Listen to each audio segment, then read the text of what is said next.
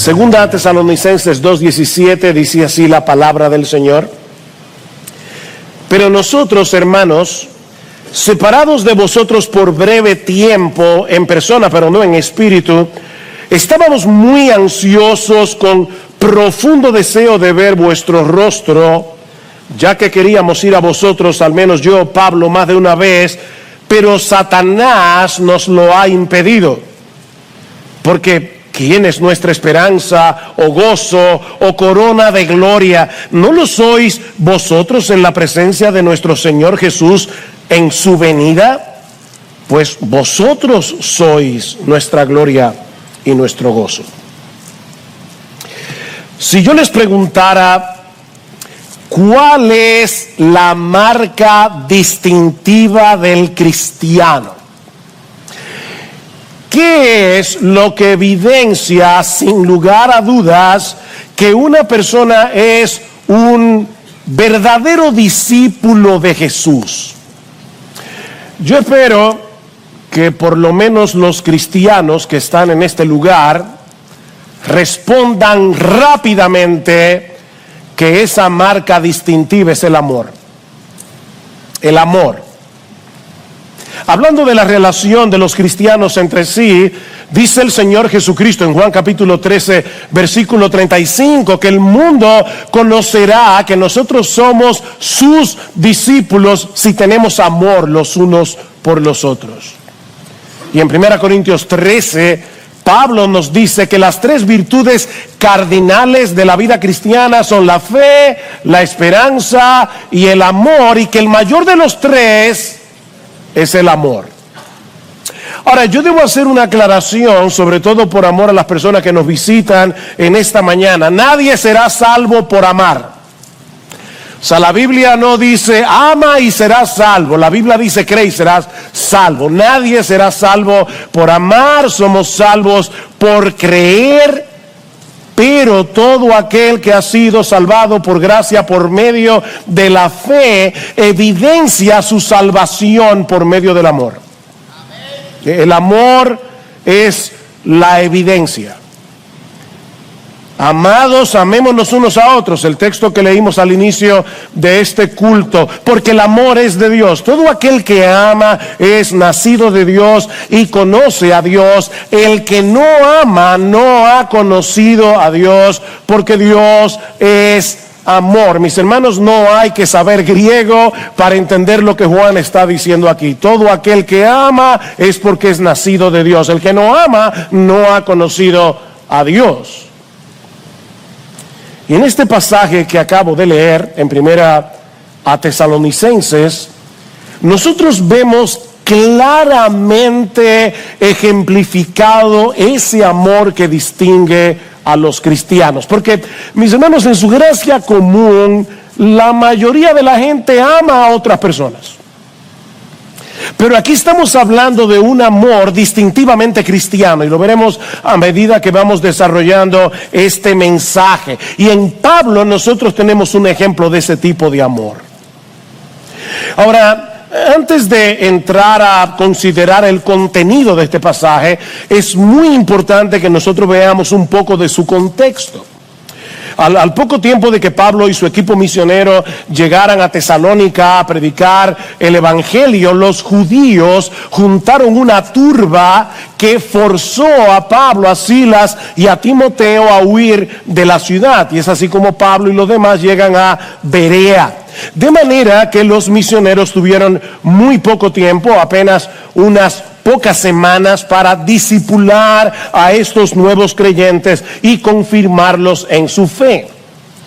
Y tal parece que sus adversarios, los mismos que forzaron su salida, aprovecharon la ausencia de Pablo y de los misioneros para desacreditarlos, diciendo a estos nuevos creyentes que estos evangelistas en realidad no tenían ningún interés en ellos, que los habían abandonado. Y es precisamente para responder a esa acusación que Pablo escribe esta porción de la carta, que va desde el versículo 17 del capítulo 2 hasta el capítulo 3, versículo 12. Esto es toda una sola porción de la carta a los tesalonicenses. Y en toda esta sección hay una gran carga emotiva que no se percibe con la misma fuerza en nuestra versión en español. Para aquellos que nos visitan, el Nuevo Testamento se escribió en el idioma griego, y siempre que se traduce un documento de un idioma a otro, algo se pierde. El comentarista Hendrickson, cuando digo que algo se pierde, me refiero a la fuerza, no a la palabra en sí. Nosotros tenemos la palabra de Dios en español y es la palabra de Dios. Pero es función de los predicadores tratar de desentrañar lo que está detrás del texto y que no podemos ver en nuestra versión en español. El comentarista Hendrickson dice que a partir de este momento el estilo de Pablo se torna intensamente emocional. Las palabras mismas parecen temblar, dice Hendrickson. Es por eso que hemos titulado este sermón Anatomía del Amor Cristiano. Porque miren, mis hermanos, cuando uno lee este pasaje con detenimiento, casi puede escuchar el latido de Pablo, el latido de su corazón por estos hermanos de Tesalónica. Vamos a dividir este pasaje en tres partes y yo espero que sean fáciles de recordar. En primer lugar, un anhelo ferviente. En segundo lugar, un obstáculo formidable. Y en tercer lugar, una esperanza motivadora. Miren qué fácil. Un anhelo ferviente, un obstáculo formidable y una esperanza motivadora. Veamos entonces, en primer lugar, el anhelo ferviente de los misioneros y especialmente de Pablo de regresar a Tesalónica para fortalecer a estos nuevos creyentes en la fe. Vean otra vez el versículo 17. Pero nosotros, hermanos, separados de vosotros por breve tiempo, en persona pero no en espíritu, estábamos muy ansiosos con profundo deseo de ver vuestro rostro.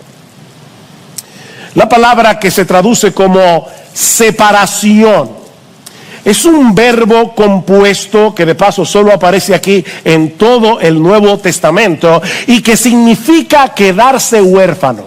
Eso es lo que significa el texto. Es la palabra huérfano, pero con un prefijo que la fortalece. O sea, la palabra ya es fuerte en sí misma, pero Pablo le añade un prefijo que transmite una idea más desgarradora. Es como cuando nosotros colocamos la palabra súper antes de una palabra para señalar que algo no solo es doloroso, sino súper doloroso, o que algo no solo es angustioso, sino súper angustioso. Bueno, eso es exactamente lo que Pablo está haciendo aquí. Este verbo sugiere una separación violenta, una separación desgarradora, dolorosa, profundamente dolorosa, como la de un niño que ha perdido de repente a sus padres, o como alguien que ha perdido un miembro de su cuerpo. Así de doloroso. Y hermanos, así se sentía Pablo cuando se vio forzado a dejar atrás a estos creyentes recién convertidos. A pesar de que no hacía mucho tiempo que había ocurrido la separación, note lo que dice el versículo 17, porque hermanos, nosotros separados de vosotros por breve tiempo, y aparentemente lo que eso significa es, hace poco que ocurrió esta separación, pero nos sentimos huérfanos de vosotros. Y Pablo aclara, separados, y aquí vuelvo otra vez, literalmente, separados de rostro, pero no de corazón. Eso es lo que dice el texto. De rostro, pero no de corazón.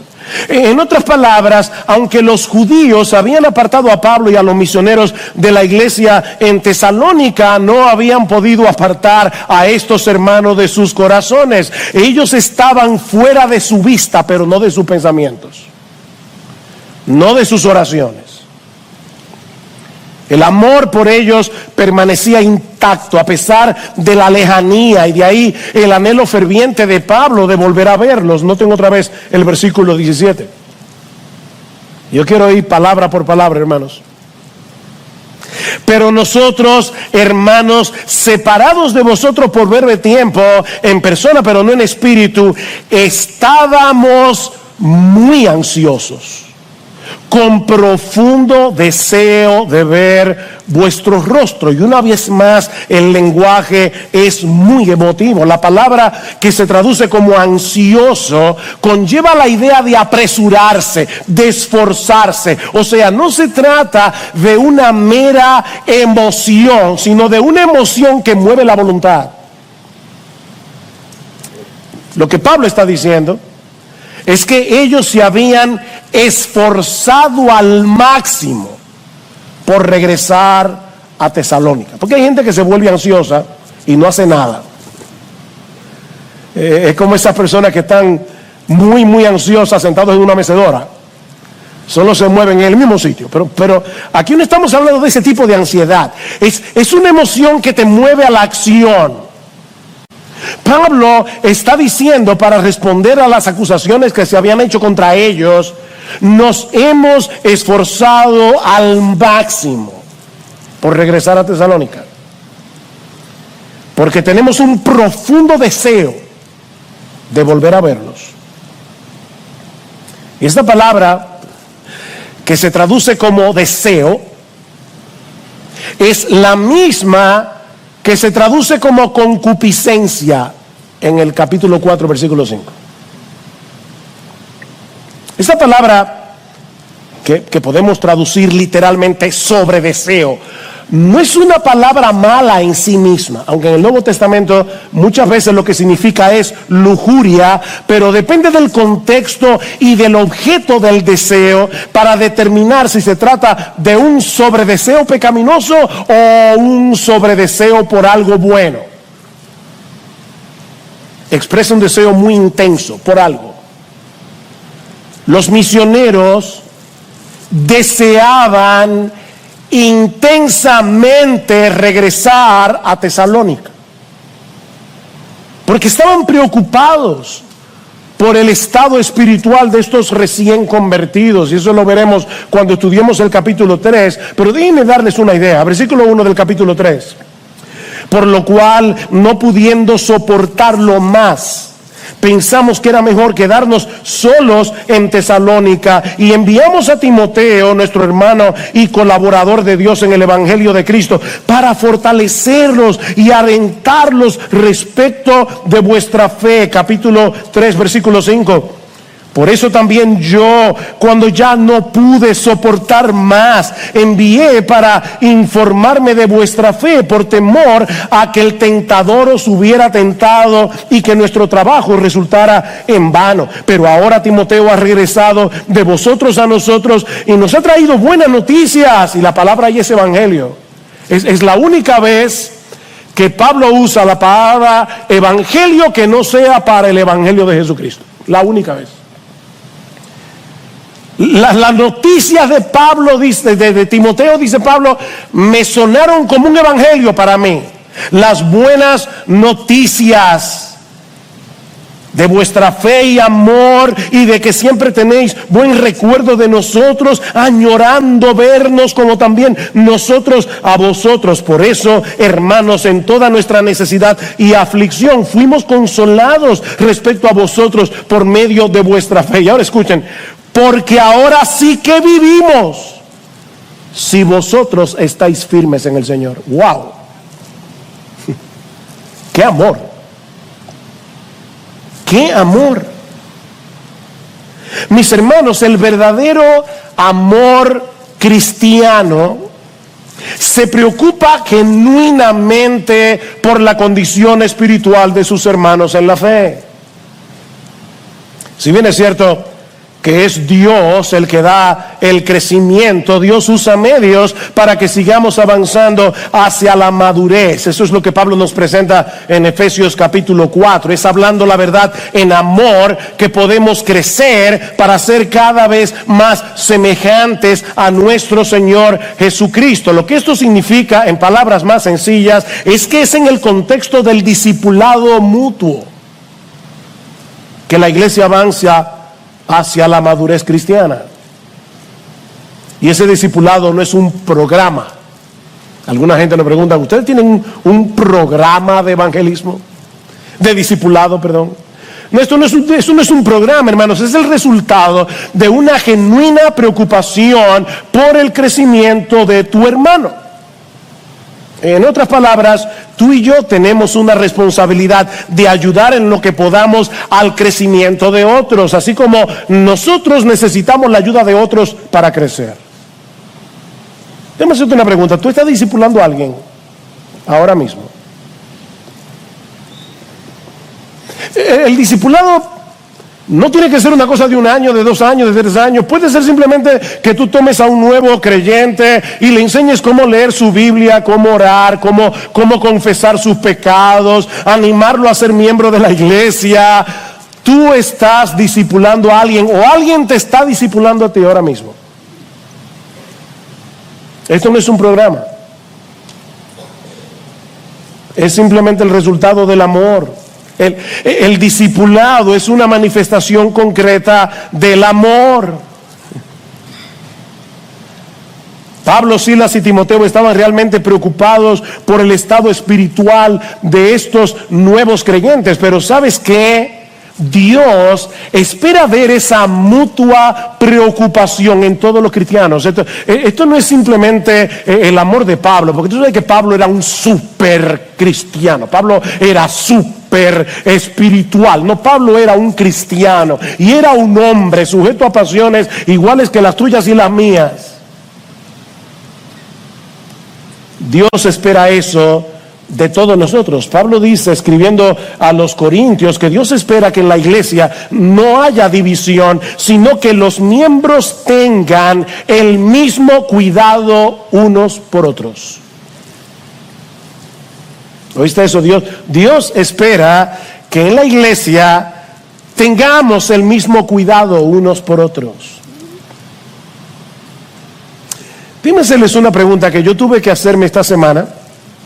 Porque para serles muy honesto, y se lo comentaba a mi esposa en estos días, preparar este sermón fue muy duro para mí, porque vi mi pecado con una claridad asombrosa.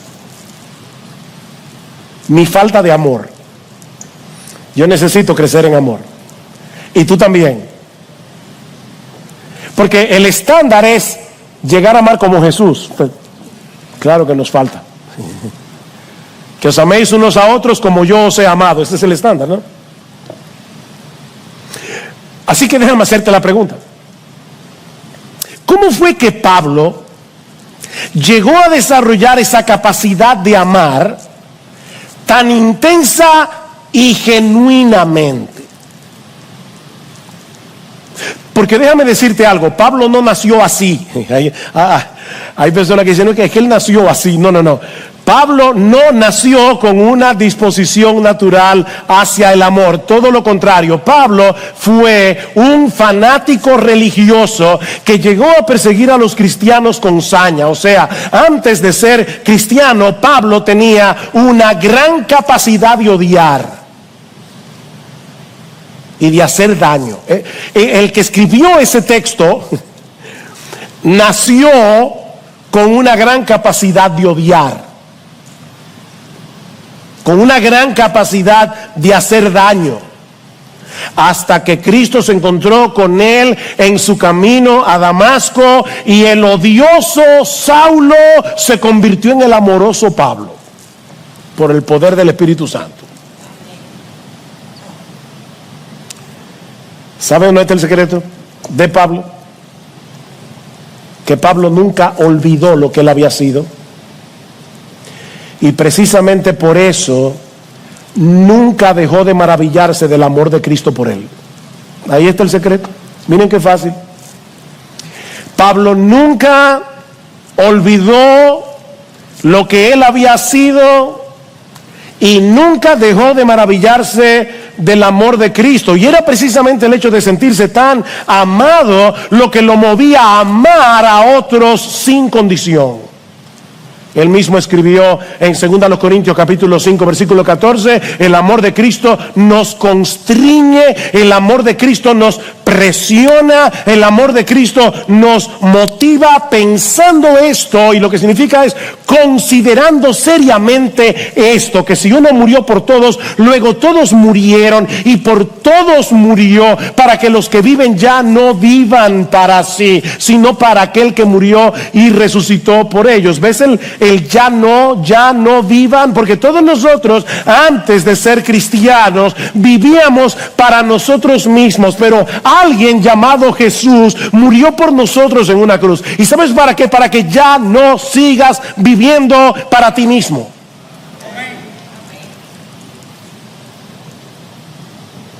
¿Tú quieres aprender a amar así? Pon el evangelio en el centro de tu vida. No lo pierdas de vista. Esfuérzate por ser intencional en recordar el amor de Cristo por ti, a pesar de tus pecados, incluyendo el pecado de tu falta de amor. O sea, Cristo nos ama a pesar de nuestros pecados, incluyendo nuestro pecado de falta de amor.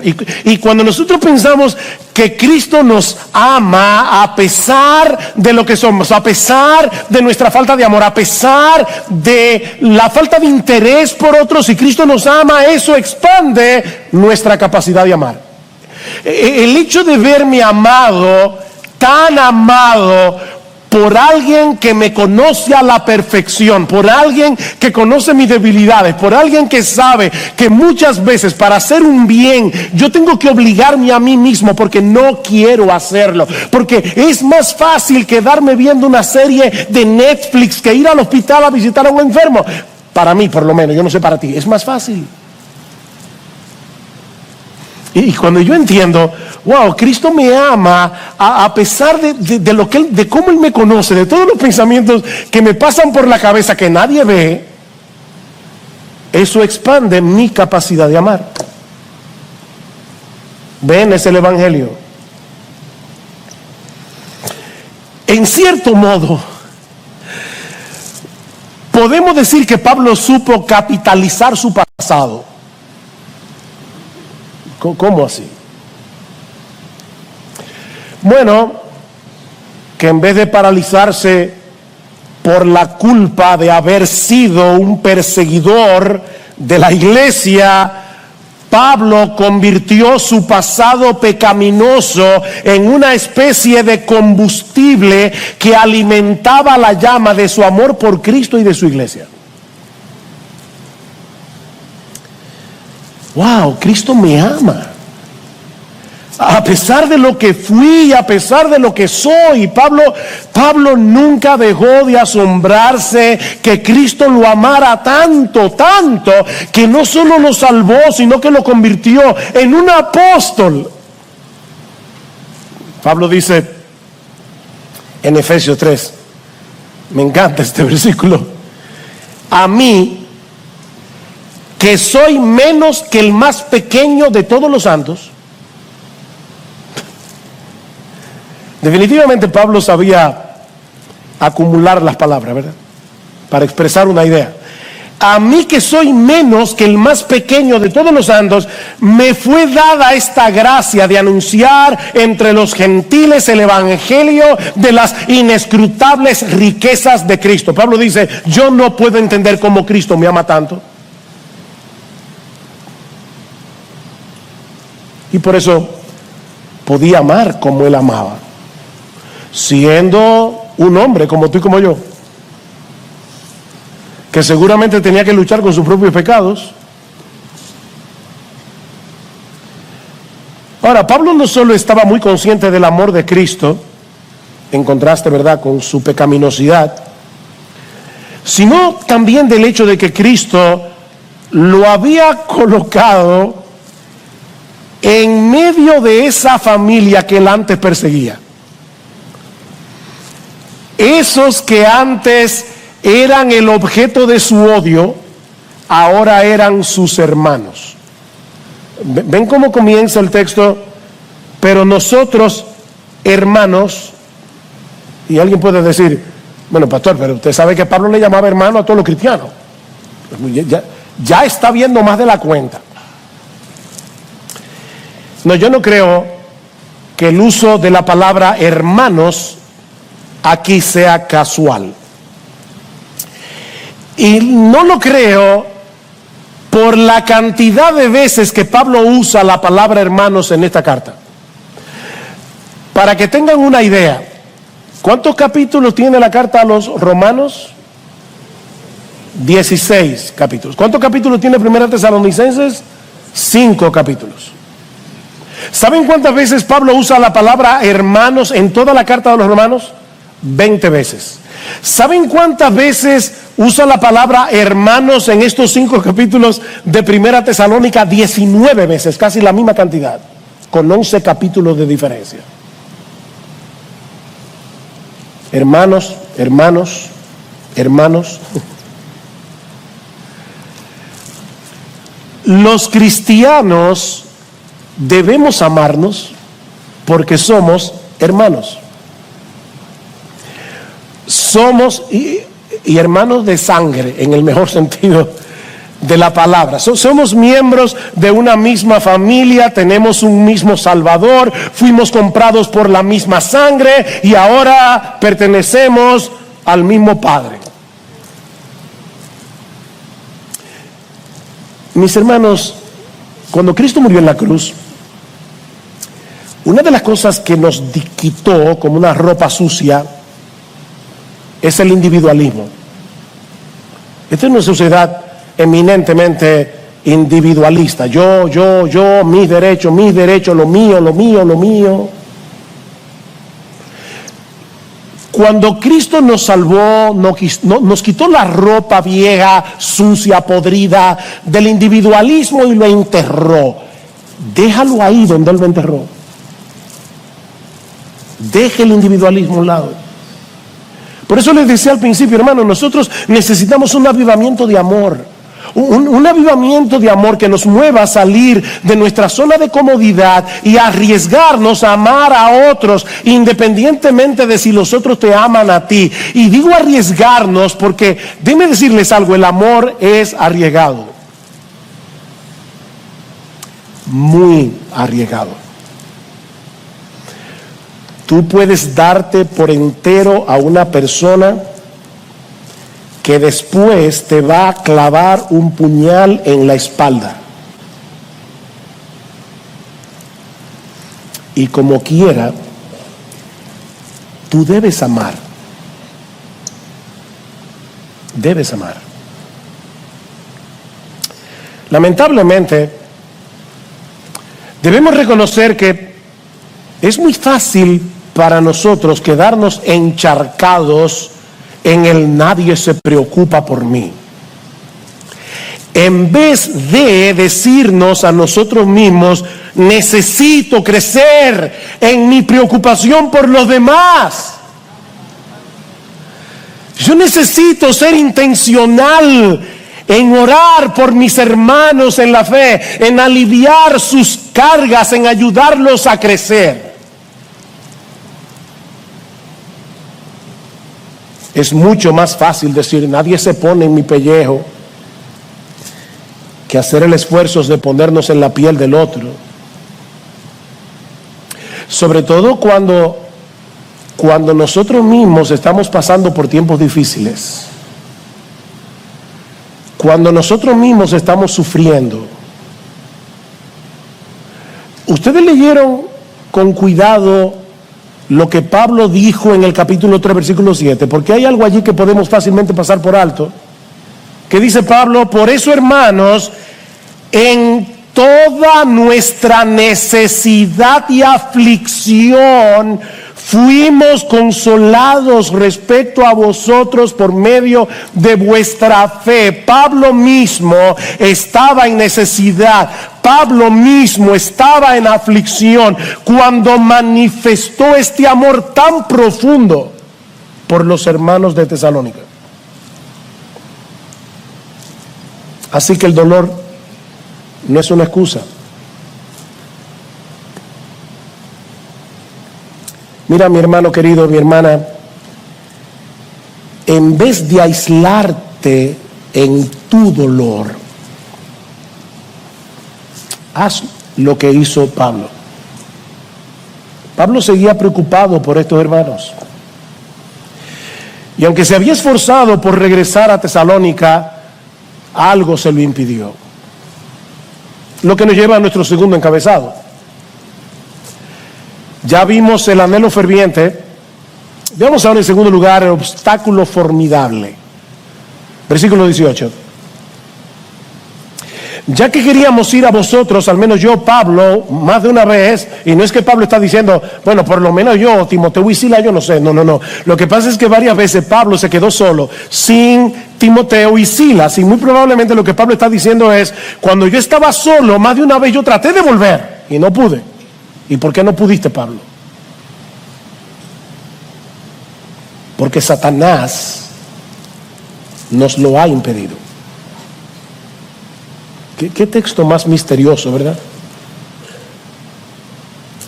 Satanás me lo impidió, o Satanás nos estorbó, como dice la Reina Valera del 60. Este es un término militar que hace referencia a las trincheras que cavaban en el camino las tropas enemigas para evitar que el otro ejército avance. Esa es la idea. Así que Pablo está señalando a Satanás aquí como una fuerza opositora que se opone al avance del Evangelio. Ahora, nosotros no sabemos cómo fue que Satanás le impidió a Pablo regresar a Tesalónica, porque Pablo no lo dice, así que no nos vamos a poner a especular. Tampoco sabemos cómo es que Pablo podía saber con tanta certeza que fue el diablo que se lo impidió.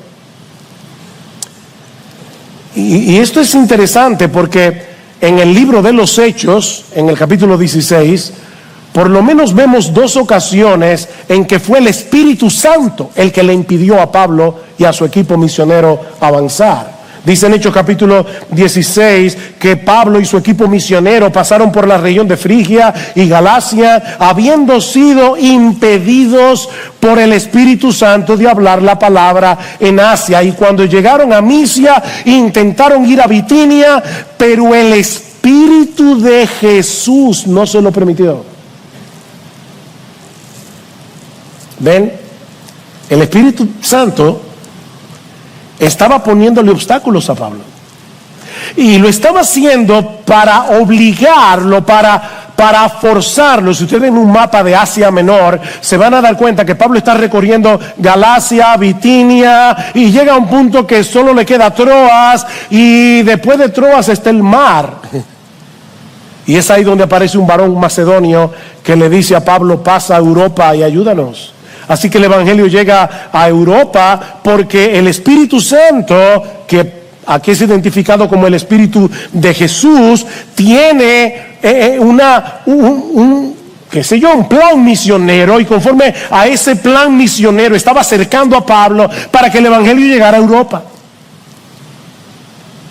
Así que yo vuelvo a preguntar, ¿cómo podía Pablo saber que en esa ocasión el impedimento vino del diablo y no del Espíritu Santo?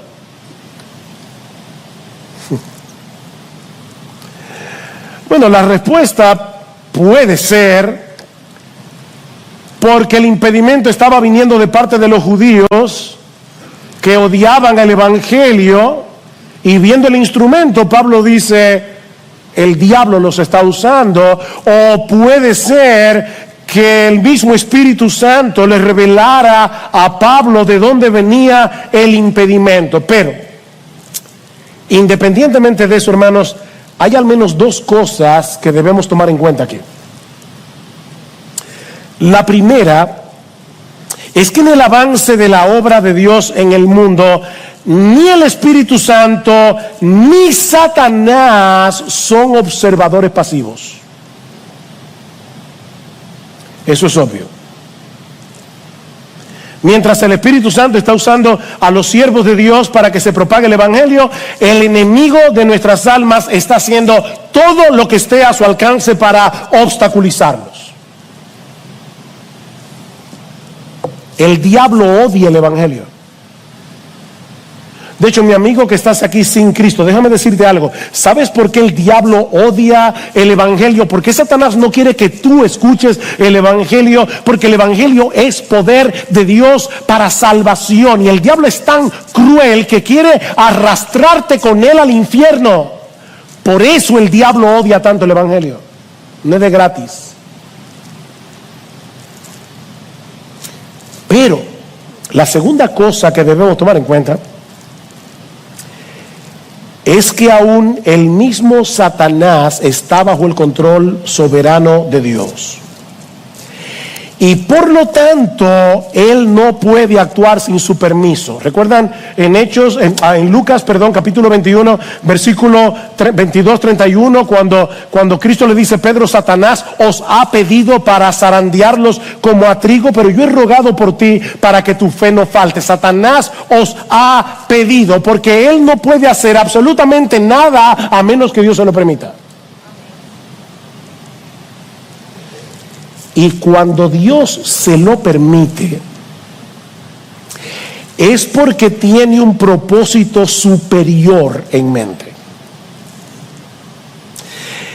Dios usa al mismo diablo para llevar a cabo sus planes.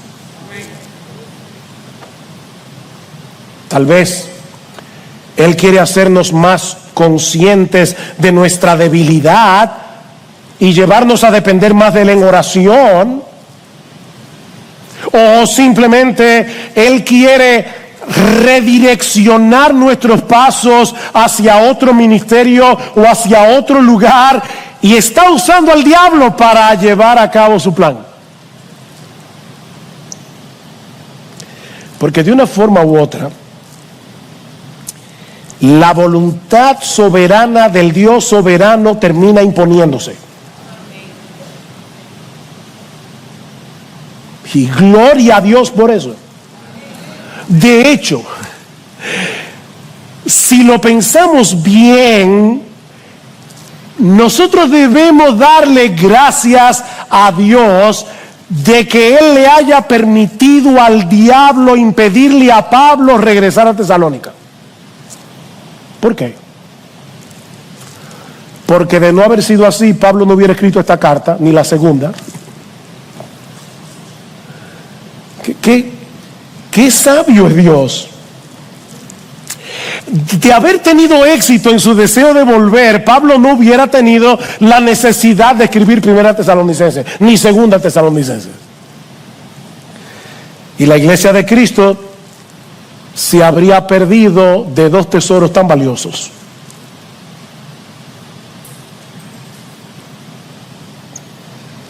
La voluntad de Dios termina imponiéndose de un modo u otro. Y su voluntad siempre es buena, es agradable y es perfecta, dice Pablo en Romanos 12. Siempre. Aún cuando usa al mismo diablo.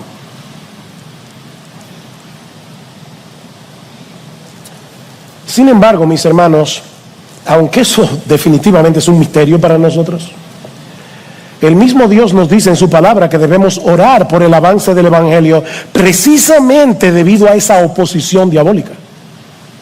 Mis hermanos, nosotros estamos en una guerra. Esto no es un picnic de escuela dominical, esto es una guerra. Esto es una guerra que se pelea de rodillas. ¿Qué dice Pablo en 2 Tesalonicenses, capítulo 3? Versículos 1 al 3, dice: finalmente, hermanos, orad por nosotros para que la palabra del Señor se extienda rápidamente y sea glorificada, así como sucedió también con vosotros, y para que seamos librados de hombres perversos y malos, porque no es de todos la fe. Pablo está diciendo: oren por nosotros, porque la obra no se hace sin impedimento. Y en Efesios capítulo 6, ustedes conocen el texto: no tenemos lucha contra sangre y carne, sino contra principados, contra potestades, contra huestes de maldad en las regiones celestes. Y ahora Pablo termina diciendo: tomen la armadura de Dios y oren por mí, para que me sea dada palabra, para que yo pueda, en medio de esta guerra, yo pueda dar a conocer el evangelio como yo debo predicarlo. Oren por mí, dice Pablo, aún para que Dios me dé valor. Oren por eso. Cuando sus pastores salen a predicar, hermanos, estos o los hermanos que van a Primavera, o los hermanos que van a Yabonico y a otros lugares, que salen cada domingo de esta iglesia y de otras iglesias de Cristo en el mundo entero a predicar el evangelio, el diablo está atento, no el mismo Satanás, porque él no es omnipresente, pero sus huestes demoníacas quieren impedir que el evangelio se expanda. ¿Y qué debemos hacer nosotros? Orar. Orar, mis hermanos, porque este es un enemigo que no podemos enfrentar en nuestras propias fuerzas, y porque lo que está en juego aquí es demasiado precioso. Y eso nos lleva a nuestro tercer encabezado. Ya hemos visto un anhelo ferviente, hemos visto un obstáculo formidable. Vemos ahora, en tercer y último lugar, una esperanza motivadora. Una esperanza motivadora. Además del profundo amor que los misioneros sentían por los creyentes de Tesalónica, su anhelo de volver a verlos y confirmarlos en su fe era motivado por el gozo que estos creyentes producían en el corazón de Pablo en el presente, y el gozo que estos creyentes producirían en el corazón de Pablo en la segunda venida de Cristo. Vean el versículo 19. Primera, 2:19. Porque ¿quién es nuestra esperanza, o gozo, o corona de gloria? ¿No lo sois vosotros en la presencia de nuestro Señor Jesús en su venida? Pues vosotros sois nuestra gloria y nuestro gozo. Obviamente, nuestra esperanza y nuestro gozo cuando lleguemos al cielo será encontrarnos con Jesús. Nada sobrepasará el gozo y la alegría de estar en su presencia. Pero lo que Pablo está diciendo es que también será motivo de mucha alegría ver en nuestros hermanos, estoy escogiendo cada palabra, no ver a nuestros hermanos, no, eso también será de alegría, pero ver en nuestros hermanos el resultado del trabajo que hicimos aquí para beneficio de ellos. Déjenme explicar esto con calma, porque quiero animarlos. Miren, hay muchas personas que intervienen en la salvación y edificación de cada creyente. Y es imposible establecer de este lado de la eternidad qué papel le tocó a cada uno. Escribiendo a los Corintios, Pablo dice: yo planté, Apolos regó, pero el crecimiento lo ha dado Dios. Así que ni el que planta es algo, ni el que riega es algo, sino Dios que da el crecimiento. Así que al final la gloria es de Dios, porque Él es el que hace eficaz el fruto de nuestro ministerio. Pero en ese mismo pasaje, Pablo dice que nosotros somos colaboradores de Dios. Somos colaboradores. ¿Qué socios tiene Dios, verdad? Sí. Somos colaboradores de Dios. Y todos los que intervinieron en esa cadena de evangelismo, discipulado, recibirán su recompensa.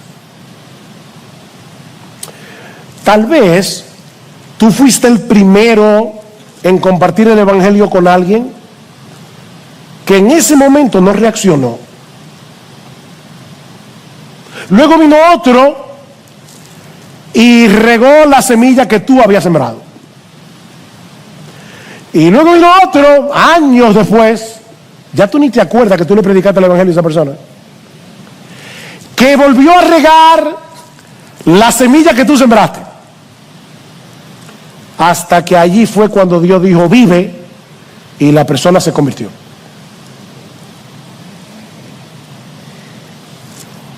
O tal vez a ti te tocó discipular a ese nuevo creyente. y ayudarlo en sus primeros pasos en la fe. O tal vez tú fuiste el instrumento que el Señor usó en tiempo de peligro, cuando ese mismo hermano estuvo a punto de caer y debido a tu cuidado fue rescatado a tiempo.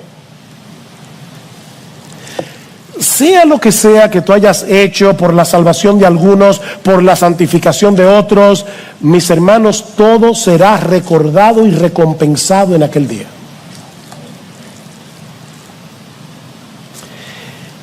Mira, tal vez las personas que tú beneficiaste ni te lo agradecieron.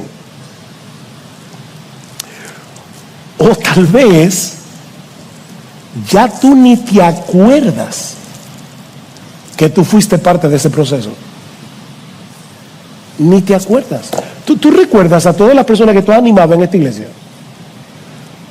O tú recuerdas a quienes tú le has predicado el evangelio a lo largo de toda tu vida cristiana. Hay una historia famosa de un señor llamado Luke Short, un inglés, que oyó el evangelio a través de un pastor muy famoso en la época de los puritanos, Richard Sibbes,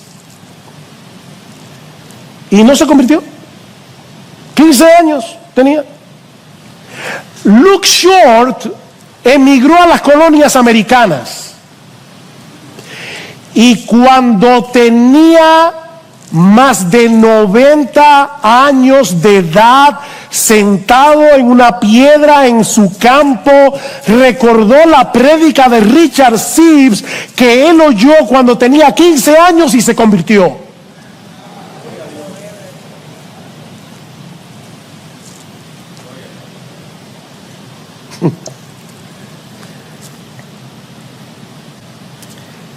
Tú te olvidaste de que tú fuiste parte de eso, pero Dios no olvida. Dios no olvida.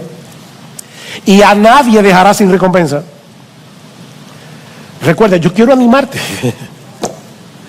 Dice el autor de la carta a los Hebreos que nuestro Dios no es injusto para olvidar vuestra obra y el trabajo de amor que habéis mostrado hacia su nombre, habiendo servido a los santos y sirviéndoles aún. Dios no es injusto. Tú fuiste parte de esa cadena, recibirás tu recompensa. ¿Recuerdan lo que predicamos en el 45 aniversario de nuestra iglesia? Dice Pablo que debemos abundar en la obra del Señor, siempre sabiendo que nuestro trabajo en el Señor no es en vano. No es en vano. ¿Y sabes cuál será tu recompensa?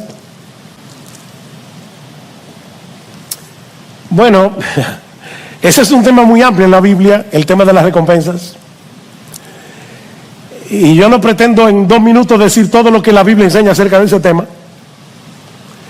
Pero en gran medida, la recompensa será ver el gozo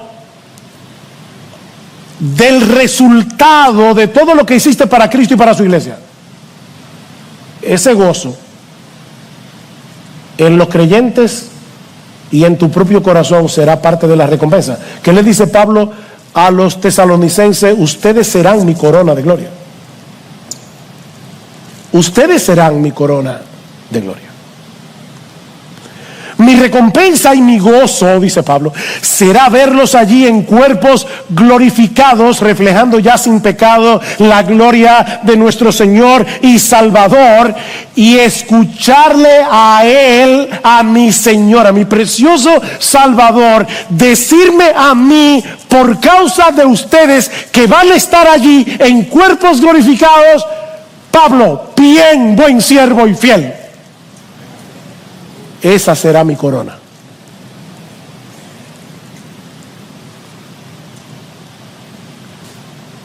Bien, buen líder de grupo pequeño. Te ocupaste de tus hermanos que estaban allí en ese grupo. Bien, buen maestro de escuela dominical, tú ni te acuerdas a quién le diste clases cuando ese niño tenía 8 años, pero tú sembraste una semilla en el corazón de ese niño cuando tú eras maestro de escuela dominical, y sin tú saberlo, con el paso del tiempo Dios fue enviando persona tras persona tras personas que regaron esa semilla hasta que germinó. Y cuando estemos en la gloria, nosotros veremos a todos esos santos brillando con la gloria de Jesús, y Cristo diciendo: ven acá, mi hijo, ven acá, ven acá. Tú ves que está ahí, bien, buen siervo y fiel, porque Él está aquí por ti, por mí.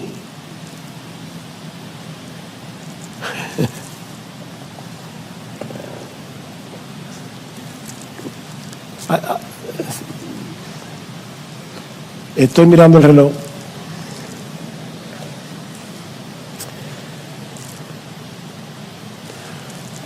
Hay una canción que la letra no es teológicamente tan precisa, pero muchas veces a lo largo de mi vida cristiana escucho esa canción y me pongo a llorar. Y es un individuo que narra un sueño. Ya, yo sé que algunos miembros de IBCJ ya se ponen nerviosos. Dice: yo tuve un sueño. En el sueño yo llegaba al cielo y caminando por la calle de Oro me encontré contigo, y mientras hablábamos, un joven vino caminando hacia ti y te dijo: fulano, tal vez tú no me recuerdas, pero yo fui alumno tuyo en la escuela dominical cuando yo tenía 8 años, y un día estabas orando por tus alumnos y el Espíritu Santo te usó para salvarme a mí.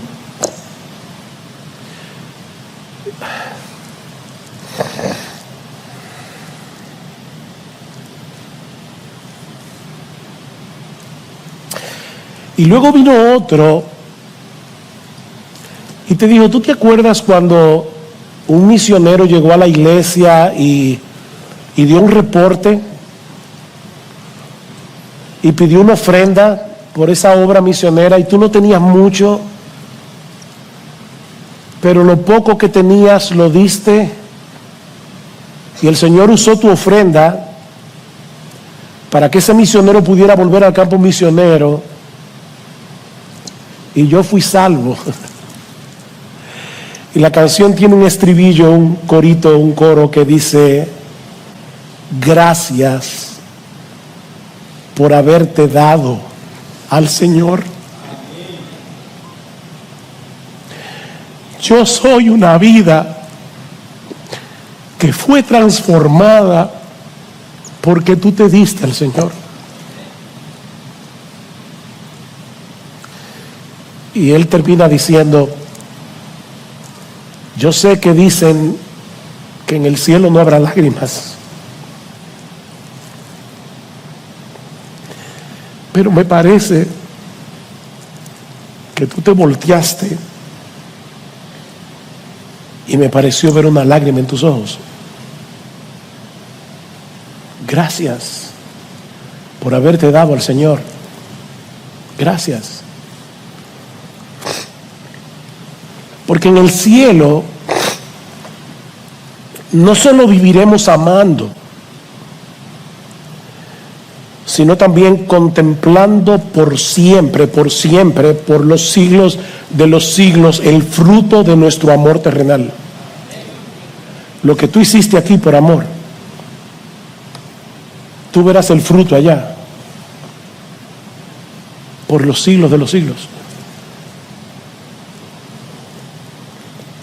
No se cansen de hacer el bien, le dice Pablo a los Gálatas, porque a su tiempo segaremos y no desmayamos. No te canses. No te canses de discipular a otro, no te canses de consolar al afligido, no te canses de predicar el evangelio, no te canses. Padres, no se cansen de criar a sus hijos. Yo sé que a veces parece que la labor no está dando resultado. Padres, no se cansen de orar por ellos. A su tiempo segaremos y no desmayamos.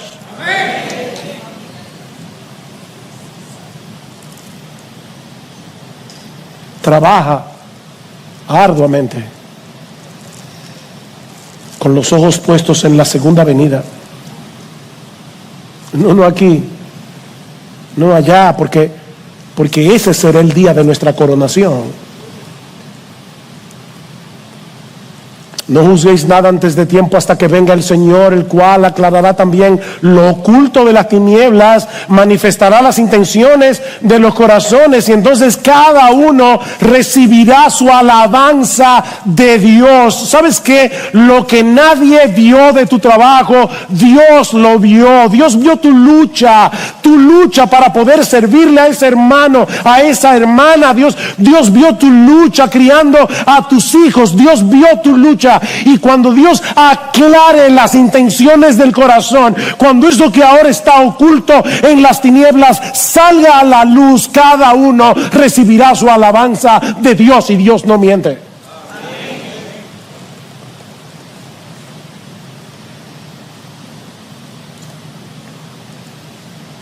Y mientras llegue ese día, ten ojos para ver a los que están caminando bien,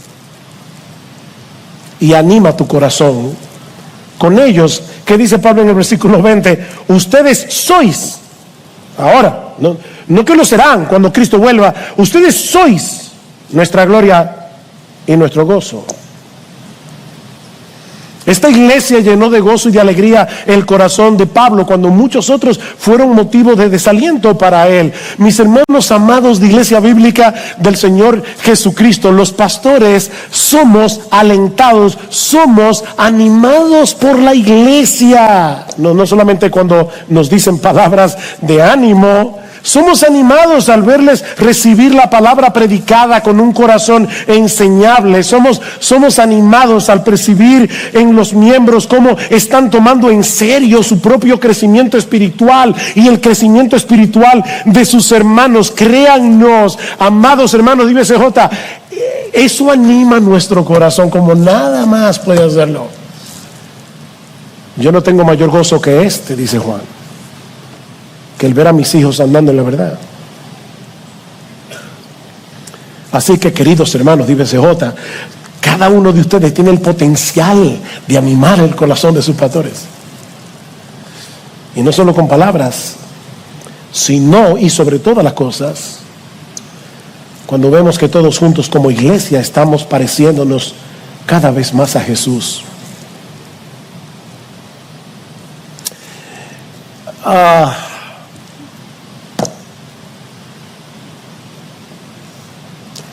Yo no puedo terminar sin decir dos cosas. Sí, me pasé. Una vez al año no hace daño, dicen los cubanos. Déjeme añadir solo dos cosas. Voy a tratar de ser breve. Voy a ser breve. La primera es que vuelvas a recordar el Evangelio. Vuelve a recordar el Evangelio, porque miren, es muy difícil escuchar un mensaje como este y no sentirse muy mal,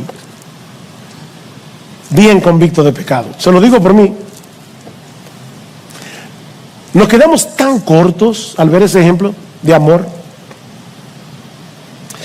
Pero recuerda, mi hermano, mi hermana, que Cristo vivió, murió y resucitó por ti, para reconciliarte con el Padre. Él llenó la medida de amor que nosotros jamás vamos a poder llenar de este lado de la eternidad, que de hecho ni siquiera Pablo la pudo llenar, una medida que nadie puede llenar. Y la sangre que Él derramó en la cruz hace 2000 años todavía nos limpia de pecados, incluyendo nuestra falta de amor. Si confesamos nuestros pecados, Él es fiel y justo para perdonar nuestros pecados y limpiarnos de toda maldad. ¿Has podido identificar en ti falta de amor? ¿Has podido identificar en ti áreas en las que tú puedes crecer en el amor? Pídele perdón al Señor y el Señor te perdonará.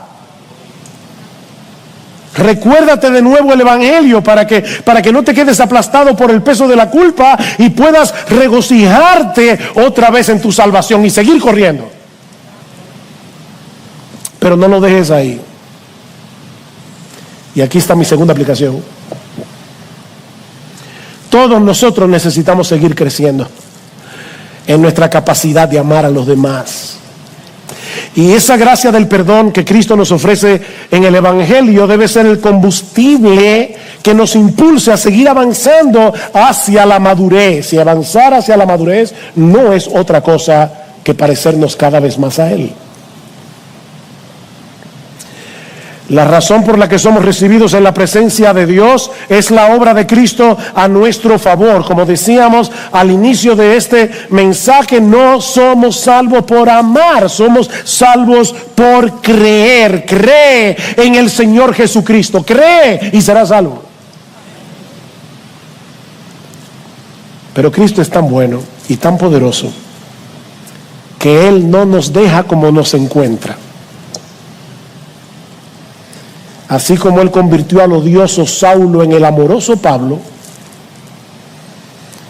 Cristo nos libera de la esclavitud del pecado, nos libera del orgullo, nos libera del egoísmo, para que ahora seamos capaces de amar con esa clase de amor con el que somos amados por Él. No creas que por el hecho de ser salvo ahora el amor fluye. Porque si fuera así, Juan nos dijera: amados, amémonos unos a otros. Es una orden. Ya fuiste capacitado para amar, ahora ama. Ama. Recuerda que el amor de Cristo es el que nos constriñe, es el que nos impulsa, es el que nos motiva al considerar seriamente que si uno murió por todos, luego todos murieron y por todos murió, para que los que viven ya no más vivan para sí, sino para aquel que murió y resucitó por ellos.